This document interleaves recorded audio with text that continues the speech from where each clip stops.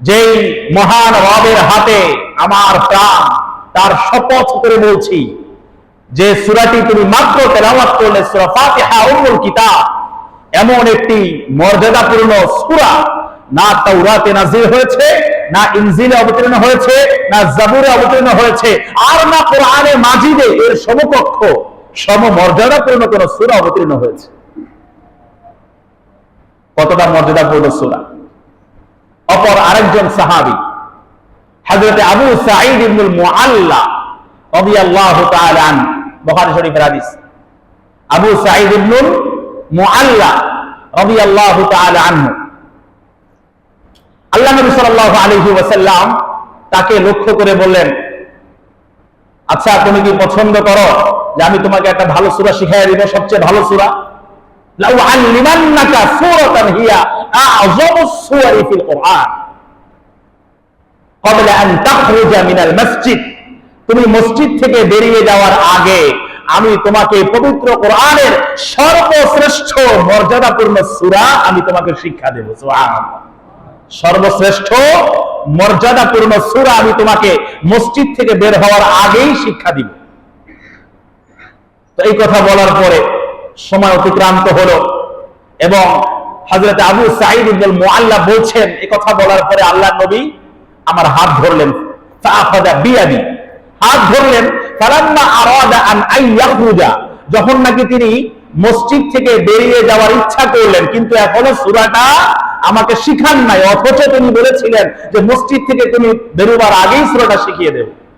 তো আমি এখন সুযোগটা লুফে নিয়ে রাসূল করিম সাল্লাল্লাহু আলাইহি ওয়াসাল্লামকে বললাম, আলাম তাকুল লা উআল্লিমান্নাকা সূরাতান হিয়া আ'যামুস সূয়ারি ফিল কুরআন, একটু আগেই কি আপনি আমাকে এমনটি বলেননি যে আমি তোমাকে সর্বশ্রেষ্ঠ পবিত্র কোরআনের মর্যাদাপূর্ণ সূরাটি শিক্ষা দেব? কই দিলেন না তো।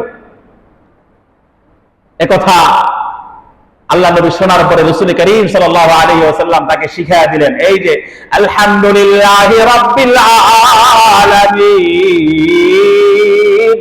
হিয়া সাবউল মাসানি ওয়াল কুরআনুল আযীমুল লাযী উতীতুহু। হিয়া সাবউল মাসানি, এটা হচ্ছে সাবউল মাসানি। সাবউল মাসানি কাকে বলা হয়? যা নাকি বারবার পঠিত হয়। গোটা পৃথিবীতে সবচেয়ে বেশি পঠিত সূরা যেটা, সেটা কি? সূরা ফাতিহা। প্রত্যেক রাকাতে সূরা ফাতিহা ছাড়া নামাজ হবে? 4 রাকাত বিশিষ্ট নামাজ, প্রথম রাকাতে সূরা ফাতিহা লাগবে কি লাগবে না? আওয়াজ দিতে হবে। দ্বিতীয় রাকাতে সূরা ফাতিহা লাগবে না?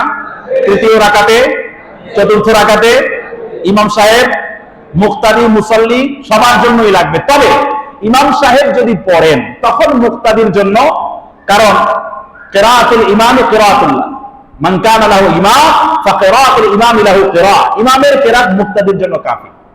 বুখারী শরীফের হাদিসে হযরতে উবাদা ইবনে সামিত রাদিয়াল্লাহু তাআলা আনহু থেকে বর্ণিত হাদিস, রাসূল করিম সাল্লাল্লাহু আলাইহি ওয়াসাল্লাম বলেন, লা সালাতা লিমান লাম ইয়াকরা বিফাতিহাতিল কিতাব, ওই ব্যক্তির নামাজই হয় না যে সূরা ফাতিহা পড়ে না। এটা অবশ্য আহলে হাদিস যে ভাইরা আছেন তারা অন্যভাবে উদ্দেশ্য করেন, তারা বলেন যে মুক্তাদির সূরা ফাতিহা পড়তে হবে। রাসূল করিম সাল্লাল্লাহু আলাইহি ওয়াসাল্লাম যখন সূরা পড়তেন, পিছনে কেউ পড়লে আল্লাহর নবী বলতেন, এই তোমাদের মাঝে কারা আমার কিরাত নিয়ে টানাটানি করছো? আমার নামাজে প্যাচ লেগেছে, মুসাব্বা লেগেছে। সাহাবী ভয়ে ভয়ে পড়ে না, পরে বলল আমি করছি। না, এরকম পড়া যাবে না। ওয়াইদা কুরিয়াল কুরআন ফাসতামিউ লাহু আনসিতু লাআল্লাকুম তুরহামুন। সূরা আরাফ 204 নম্বর আয়াত। আল্লাহ বলে, যখন ইমাম সাহেব কিরাত পড়ে তখন তোমরা চুপ থাকো। কিন্তু ইমাম সাহেব আছেন বিধায় আমার পড়া লাগছে না, কিন্তু আমি যদি একাকী নামাজ পড়ি, আওয়াজ দিয়া বলেন না সূরা ফাতিহা পড়ার দরকার আছে না নাই? সূরা ফাতিহা না পড়লে ওয়াজিব ছুটে গেল। ওয়াজিব ছুটে গেলে আপনাকে সাহু সিজদা দিতে হবে। সাহু সিজদা না দিলে, অথবা এই ওয়াজিবের যদি আপনি রিকভারি না করেন, আপনার নামাজই হবে না, নতুন করে আবার রিপিট করতে হবে। সূরা ফাতিহা এত এত ফজিলত, আরো অনেক ফজিলত আছে। কয়টা বলবো আপনাদেরকে, আরেকটা না বলে পারছি না।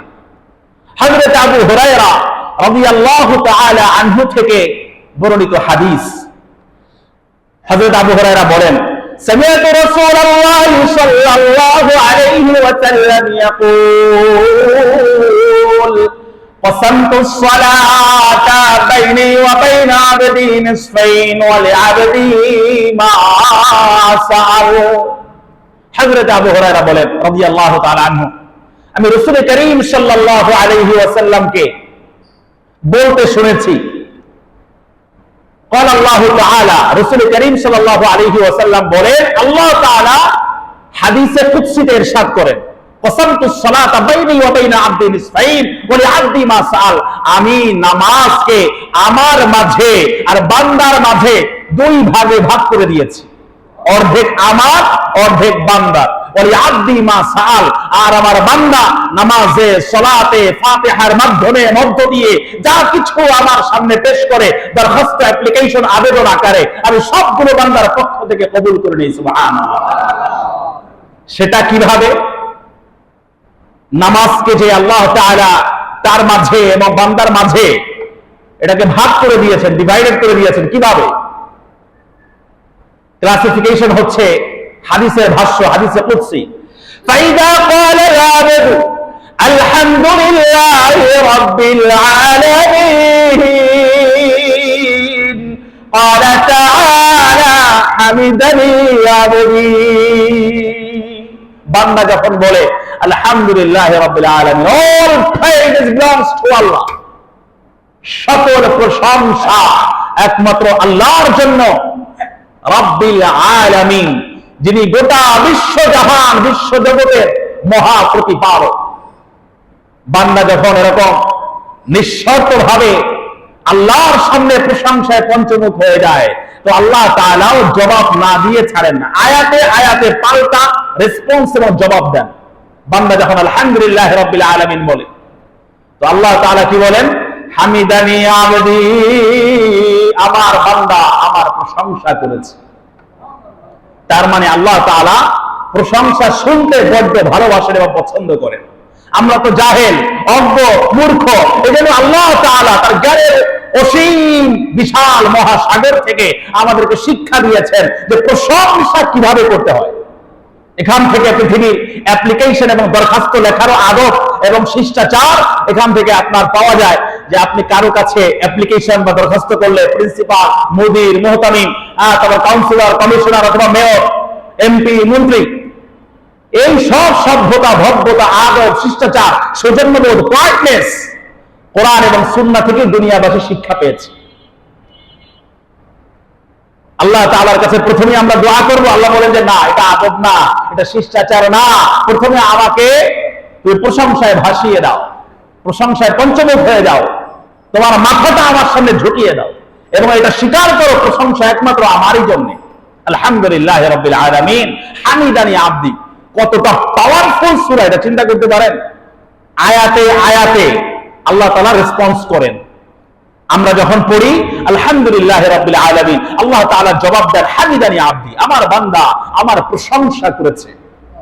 অতঃপর যখন বান্দা পড়ে ওয়াইদা ক্বালা ইয়া আবদি ওয়াইদা ক্বালা আর-রাহমানির রাহিম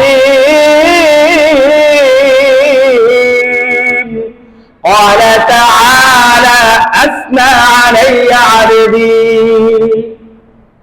বান্দা যখন দ্বিতীয় আয়াত পড়ে সূরা ফাতিহার আর রহমান আর রহিম, মোস্ট গ্রেসিয়াস, পরম দয়ালু, অসীম করুণাময়, এভার মার্সিফুল, যার দয়ার কোনো সীমা নাই। আর রহমান আর রহিমের তাফসীর গত সপ্তাহে আমরা করেছিলাম।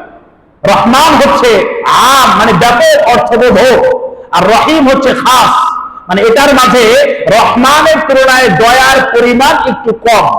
এজন্য একথা বলা যেতে পারে, গত সপ্তাহেও বলেছিলাম, আবারও তাফসীরের আপনার সামঞ্জস্য বিধান করবার জন্য আমি আবারও আপনাদেরকে স্মরণ করিয়ে দিই। বলা যাবে ইয়া রহমান আদ-দুনিয়া ওয়াল আখিরা, হে দুনিয়া এবং আখিরাতের দয়ালু, দাতা, মেহেরবান। কিন্তু ইয়া রহিম আদ-দুনিয়া ওয়াল আখিরা বলা যাবে না, কারণ রহিম মানে হচ্ছে শুধুমাত্র আখিরাতে মুমিনদের উপরে খাস এবং শুধুমাত্র মুমিনদের জন্যই আল্লাহ রাব্বুল আলামিন আখিরাতে রহিম গুণে গুণান্বিত হবেন, রহমান গুণে নয়। কারণ দুনিয়াতে ফাসিক, ফুজ্জার, নাস্তিক, মুরতাদ, বেঈমান, এই আজকে যারা মাঠে নেমেছে, স্লোগান দিয়েছে, আমরা সবাই বেশ্যা, বুঝে নিব হিস্সা হিস্সা, এই নামে স্লোগান দিয়েছে। কয়েকদিন আগে হেফাজতের মঞ্চ থেকে যখন তাদেরকে এই শব্দটা বলা হয়েছিল, আইনি নোটিশ পাঠিয়েছে, কেন এটা বলা হলো? আর আজকে তারা নিজেরাই আত্মস্বীকৃত